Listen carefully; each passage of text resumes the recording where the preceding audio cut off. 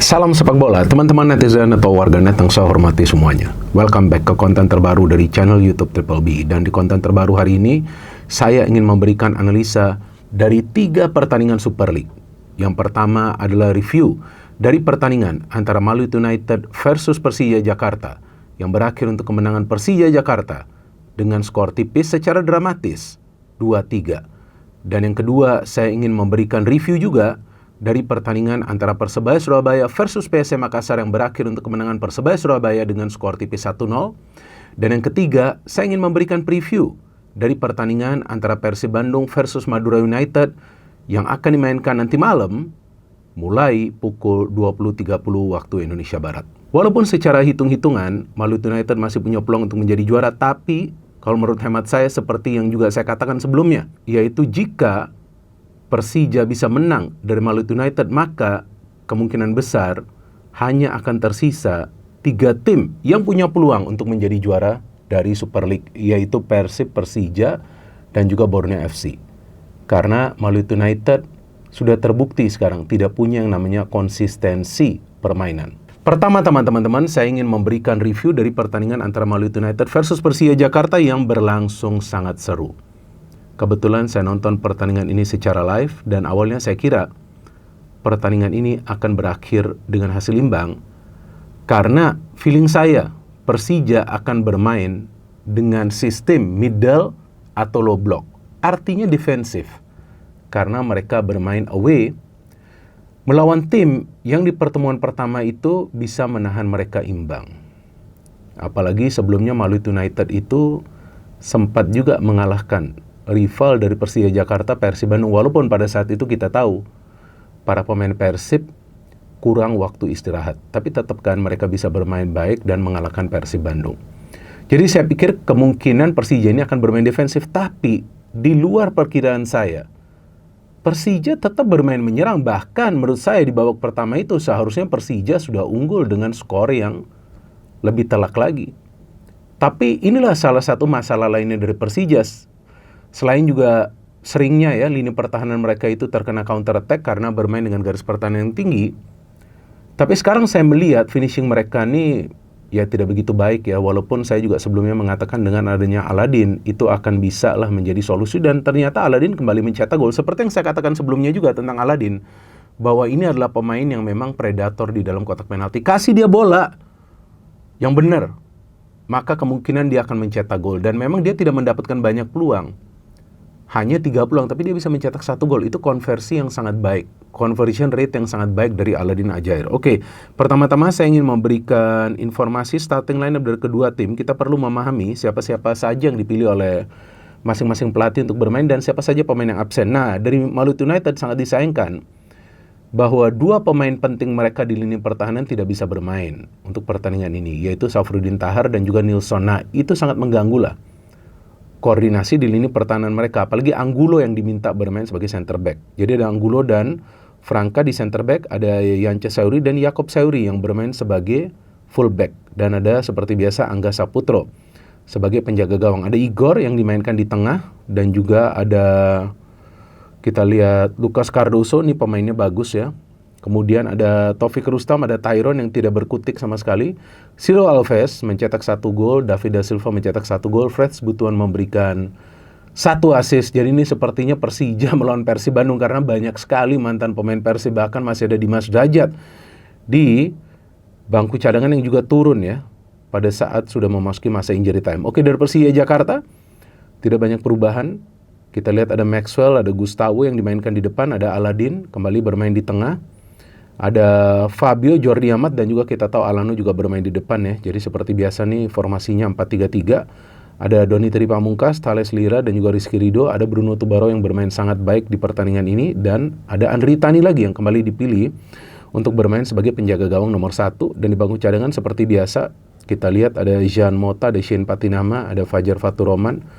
Jadi sepertinya nih Mauricio Souza belum ingin memainkan pemain-pemain yang masuk di putaran kedua ya. Karena tentu dia khawatir jika nanti mengganggu keseimbangan permainan dari timnya. Dan seperti yang tadi saya katakan, dari segi permainan Persija berani bermain terbuka dan mereka tidak membutuhkan waktu yang lama untuk mencetak gol. Bahkan baru menit ke-8 itu mereka sudah mencetak gol dengan proses permainan yang sangat rapi. Dan saya melihat para pemain Persija di pertandingan ini banyak melakukan yang namanya switch play.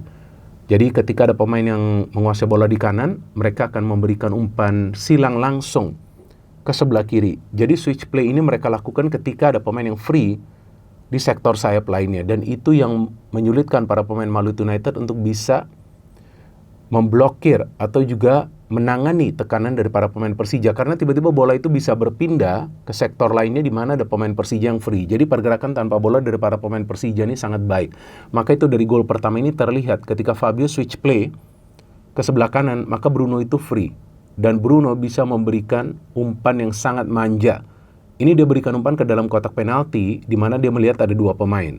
Ada Gustavo dan juga Aladin. Ternyata umpan itu kencang sehingga mengarah ke tiang jauh dan di sana ada Aladin Ajari. Ini gol yang sangat penting bagi Persija karena dengan unggul lebih dulu maka mereka bisa bermain lebih mengandalkan momentum permainan. Jadi lebih slow mainnya, nggak main dengan tempo tinggi lagi. Dan itu terbukti, tapi tidak lama kemudian Persija bisa mencetak gol melalui Jordi Amat. Dan saya melihat Jordi Amat ini semakin baik ya performanya ya ketika dia sekarang dimainkan di tengah. Dan dia lebih nyaman bermain di tengah karena dia lebih berani mengambil resiko. Sebab jika dia kehilangan bola di belakangnya sudah ada pemain lain yang bisa mengcover. Dan kita tahu ini bukan gol pertama dari Jordi Amat, bahkan ini sudah merupakan gol ketiga dari Jordi Amat. Karena sebelumnya dia mencetak gol melawan Persebaya dan juga melawan Bayangkara. Jadi saya pikir ini adalah progres yang luar biasa ya bagi Jordi Amat yang bermain di Liga Indonesia. Memang dia bukan pemain yang muda, pemain yang senior, artinya tentu dari segi kecepatan, dia tidak punya kecepatan yang seperti ditunjukkan oleh Rizky Ridho. Meskipun Rizky Ridho juga bukan merupakan center back yang mengandalkan kecepatan, tapi visi dari Jordi Amat ini luar biasa. Bahkan beberapa kali dia memberikan umpan-umpan yang terukur, dan dari Malut United saya melihat di tengah mereka ini gak jalan sama sekali ya. Bahkan Tyrone ini kesulitan memberikan umpan, karena saya melihat Fabio dan juga Jordi Amat ini penutupan ruangnya sangat baik.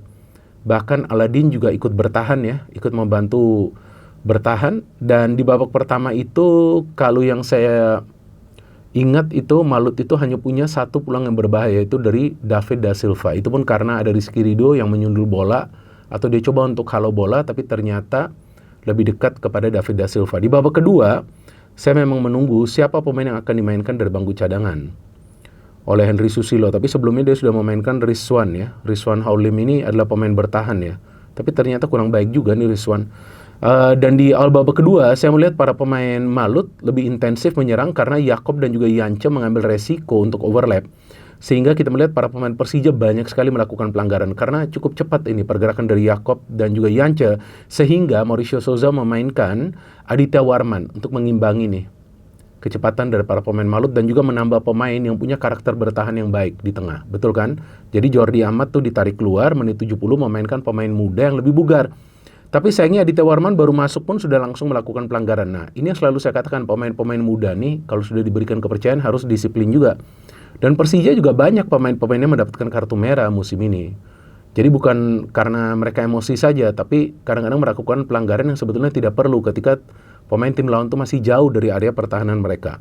Dan counter substitution dari Henry Susilo memainkan Freds Butuan karena Tyrone gak jalan, dan Freds belum lama masuk langsung bisa memberikan umpan kepada Ciro Alves. Ini gol yang baik. Dan setelah gol Ciro itu dengan waktu yang tersisa, saya pikir pasti ini Malut keluar all out. Tapi tidak lama kemudian justru Fabio yang bisa mencetak gol. Ini gol luar biasa sih, tendangan roket dari Fabio. Umpan kembali diberikan oleh Alano, jadi Alano 2 kali memberikan assist. Dan kemudian David da Silva memperkecil ketertinggalan menjadi 2-3 ketika dia mendapatkan umpan dari Yance Sayuri. Dan Malut kembali menciptakan peluang dari Ciro Alves dan juga dari David da Silva, tapi gagal menyamakan kedudukan. Dan juga ada Aditya Warman yang mendapatkan kartu kuning kedua, sehingga dia mendapatkan kartu merah. Dan sedikit banyaklah kita lihat para pemain Persija kesulitan untuk bisa menangani pressure dari para pemain Malut. Tapi karena memang defense Persija ini lagi solid, walaupun mereka kemasukan 2 gol, tapi mereka juga menyulitkan para pemain Malut menciptakan banyak peluang yang berbahaya, sehingga mereka bisa mengakhiri pertandingan dengan kemenangan tipis. Yang bisa kita pelajari dari pertandingan antara Malut versus Persija adalah bahwa ketika para pemain Persija itu berani bermain terbuka dan mencetak gol dan kemudian menutup ruang di tengah, maka sulit bagi pemain tim lawan untuk bisa menciptakan peluang. Dan sekarang saya ingin memberikan review dari pertandingan antara Persebaya versus PSM yang berjalan sangat menarik, karena kita tahu pelatih dari Persebaya sekarang, Bernardo Tavares, adalah mantan pelatih dari PSM Makassar. Dan PSM Makassar kita tahu lagi dalam situasi yang sulit ya untuk meraih kemenangan ya. Bahkan kekalahan semalam itu merupakan kekalahan ketiga secara beruntun bagi PSM Makassar, dan sekarang mereka dekat banget dengan zona degradasi. Ini harus hati-hati juga nih mereka poinnya ya, dari segi poinnya dekat banget nih mereka nih. Karena sekarang poin mereka 23. Di zona degradasi itu ada Biak, poinnya 18. Waduh, ini kalau gak bisa menang bahaya nih PSM di pertandingan selanjutnya melawan Persita Tangerang, tim yang kuat lagi yang mereka hadapin. Tapi Persebaya yang kita tahu juga kehilangan 2 pemain mereka, Rahmat Irianto dan juga Tony Firmansyah, bermain sangat rapi. Dan penggantinya di starting lineup ya, saya informasikan dulu teman-teman, ada Hernando Ari, ada Catur Pamungkas, ada Leo Lelis, Mitrevski kembali bermain, ada Jefferson. Dan pengganti dari Tony Firmansyah adalah Sadida Nugraha Putra. Bagus sekali ini pemain, dia menjaga kedalaman dari lini tengah. Dan di pertahanan Risto yang kali ini dimainkan karena Rahmat Irianto tidak bisa bermain sebab mendapatkan kartu merah di pertandingan sebelumnya. Rivera, Gali dan juga Alvan Swipe yang kembali menjadi striker palsu, dan ada Bruno Moreira. Dari PSM Makassar juga tidak banyak perubahan di starting lineup. Ada Savio, ada Luka Cumic yang kali ini bermain sebagai starter menggantikan Alex Gomez. Ada Sheridin, ada Rizky Eka, ada Nandarayan Alif, ada juga Gladson. Rizky Eka ini pemain yang bagus tapi dikunci pergerakan oleh Arif Catur Pamungkas. Ada Neto, Yuran, ada Dusan, ada Mufli, ada juga Riza Arya Pratama yang banyak melakukan save. Saya pikir kalau bukan karena Riza nih Persebaya sudah menang 5-0. Dan Persebaya bermain sangat baik, mereka keluar menyerang, bahkan di babak pertama mereka menciptakan 6 peluang yang berbahaya, 4 diantaranya on target, dan semua peluang tersebut mereka ciptakan dari dalam kotak penalti teman-teman. Dan saya pikir kuncinya dalam pertandingan ini adalah lini tengah yang kuat. Dan dalam hal ini para pemain Persebaya sangat kuat di tengah karena para pemain PSM gak bisa menembus lini tengah dari Persebaya. Maka itu di babak pertama satu-satunya peluang yang berbahaya dari PSM itu diciptakan dari luar kotak penalti oleh Gladson. Shooting yang keras yang bisa di save oleh Hernando Ari. Bahkan Hernando hanya melakukan 3 save secara keseluruhan di pertandingan semalam. Jadi gak banyak peluang karena lini tengah dari Persebaya ini kuat. Dan dalam menyerang mereka juga banyak menciptakan peluang seperti yang saya sudah informasikan tadi. Cuma finishing ini yang masih menjadi masalah bagi Persebaya. Walaupun mereka sudah bisa mencetak gol di menit ke-27 mengandalkan skill individu dari Gali Freitas yang mencetak gol ke-6-nya, gol yang indah. Dan setelah itu juga mereka menciptakan peluang melalui Bruno Moreira. Tapi saya melihat Bruno ini banyak membuang peluang ya. Dan juga terlalu lama beberapa kali menguasai bola. Nah di babak kedua ini ternyata strategi berbeda dari Persebaya. Mereka bermain total defensif. Sepertinya nih Bernardo meminta para pemain pokoknya main low block, menahan gempuran dari para pemain PSM Makassar, dan main disiplin dan hanya main counter. Beberapa kali mereka bisa menciptakan peluang melalui counter attack, tapi PSM Makassar sulit banget untuk menciptakan peluang yang on target. Walaupun sekali itu Hernando keluar untuk ngambil bola, tapi lepas. Kemudian Yuran hampir mencetak gol. Nah, Hernando juga harus hati-hati ya. Kalau sudah keluar tuh harus bisa menangkap bola atau meninju bola keluar. Dan ada serangkaian pergantian dari Persebaya yang memainkan semua pemain-pemain defensif. Mulai dari Gustavo, Mikael Tata, dan juga Pedro Matos yang kita tahu sedikit bermain di tengah. Jadi sebetulnya di babak kedua, ketika ada serangkaian pergantian pemain, Persebaya tuh gak main dengan striker. Karena masuknya Rian, penyerang sayap. Mikael Tata, Pedro Matos, Gustavo, defender. Kemudian ada terakhir yang masuk Alejandro Maulana, ini pemain muda juga. Ini juga mainnya midfield. Jadi memang Bernardo ini fokus untuk bisa mendapatkan 3 poin, bukan 3 gol. Dan akhirnya Persebaya itu mendapatkan peluang yang berbahaya dari Bruno yang saya kira seharusnya dia sudah kill the game, tapi di luar dugaan saya shooting dia melayang jauh. Jadi masalah dari Persebaya, walaupun sekarang pelatihnya sudah berbeda, bukan Edu Perez lagi, tapi Bernardo Tavares, adalah untuk bisa kill the game. Jadi mereka bisa control the game, mereka defense-nya juga sangat baik, mereka serangan baliknya juga sangat rapi, tapi untuk kill the game mereka masih punya kesulitan. Dan jika kesulitan itu tidak bisa diatasi secara cepat oleh Bernardo Tavares, saya pikir akan sulit ya bagi Persebaya untuk bisa lolos ke kompetisi antar klub Asia musim depan, karena mereka punya peluang untuk lolos ke kompetisi Asia musim depan, teman-teman. Dan sekarang saya ingin memberikan preview dari pertandingan yang akan dimainkan nanti malam antara Persib versus Madura United.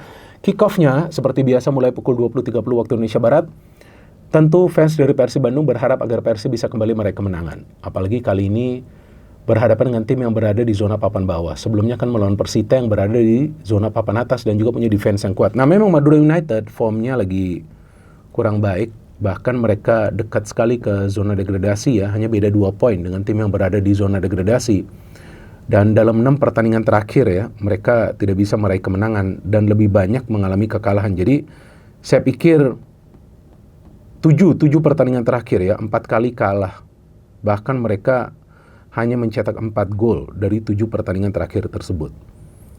Ya, terakhir mereka menang tuh melawan Semen Padang dengan skor 5-1. Sedangkan Persib Bandung kita tahulah di kandang mereka sendiri sejauh ini selalu meraih kemenangan. Bahkan baru 1 kali kebobolan. Itu pemain dari Borneo yang mencetak gol Vinicius. Jadi tentu ini pertandingan yang tidak akan mudah bagi Madura United. Tapi sebaliknya juga tidak akan mudah bagi para pemain Persib. Karena sudah pasti Madura United akan bermain fully defensif. Mereka akan coba untuk mendapatkan ya minimal 1 poin. Dan saya pikir bagi Madura United 1 poin itu akan terasa seperti 3 poin bagi mereka. Karena mereka adalah tim yang sulit bahkan untuk mencetak gol. Dan Madura United itu punya defense yang cukup baik loh. Dengan Montero dan juga Mendonca ya.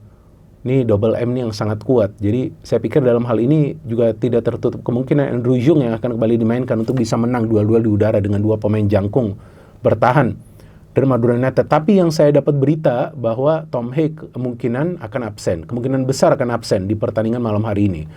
Dan jika Tom Hague absen, akan menjadi masalah lagi bagi Persib untuk merancang serangan dari tengah. Jadi yang dikhawatirkan Persib akan bermain monoton hanya mengandalkan wing play. Jika hanya mengandalkan wing play, itu yang kemungkinan besar akan bisa dibaca oleh para pemain Madura United. Kecuali Persib memainkan pemain seperti Beckham Putra yang ngeyel, yang bisa melakukan penetrasi ke dalam kotak penalti tim lawan dengan skill individunya. Jadi teman-teman, menurut saya pertandingan malam hari ini adalah pertandingan yang penting bagi Persib agar mereka bisa tetap menjauh dan juga mengoleksi poin. Karena setelah ini juga Persib akan bertandang ke kandang Persebaya yang juga merupakan pertandingan yang sulit tentunya nanti bagi mereka. Dan feeling saya Persib akan meraih kemenangan di pertandingan nanti malam, dan bisa juga nanti mereka menang dengan selisih lebih dari 1 gol. Tapi kuncinya mereka harus mencetak gol secara cepat. Minimal di babak pertama mereka sudah harus bisa mencetak gol. Karena jika di babak pertama mereka tidak bisa mencetak gol, tentu akan lebih kesulitan bagi mereka untuk mencetak gol di babak kedua. Bukan artinya tidak bisa, tapi akan lebih sulit lagi. Artinya kalau bisa dari peluang kedua, ya kalau bisa dari peluang pertama, Persib itu sudah mencetak gol. Sedangkan dari Madura United, jika mereka fokus dalam defense, mereka tidak banyak membuat kesalahan, maka bukan tidak mungkin juga mereka akan mendapatkan 1 poin. Feeling saya kemungkinan Persib akan menang dan mempertahankan rekor 100% mereka di GBLA. Tapi yang namanya sepak bola, apa saja bisa terjadi. Maka itu yang paling penting bagi para pemain Persib. Mereka fokus di atas lapangan dan tidak banyak membuat kesalahan. Kita tunggu teman-teman, apakah Persib bisa memperpanjang rekor kemenangan mereka di GBLA menjadi 12 kali straight wins, atau apakah Madura United bisa menghentikan rekor tersebut. Karena tentu itu adalah rekor yang coba untuk dipertahankan Persib Bandung dalam misi mereka untuk menjadi juara 3 kali secara berturut-turut alias hat-trick. Jangan lupa nanti malam kick off mulai 20.30 waktu Indonesia Barat. No hit, no politics, only football. Salam sepak bola.